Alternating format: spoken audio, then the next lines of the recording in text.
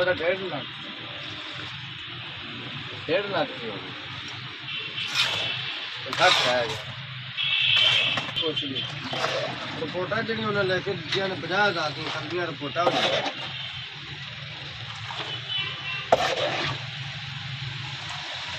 आपको दाखिल कर बाहर का दी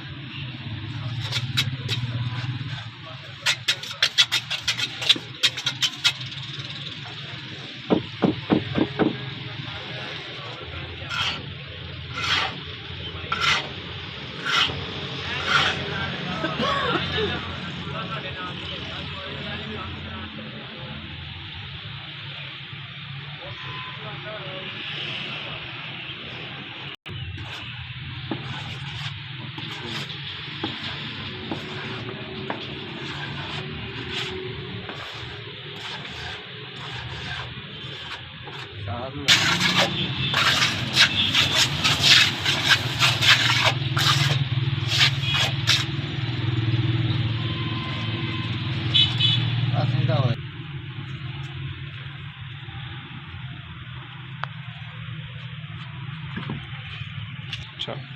हाँ जान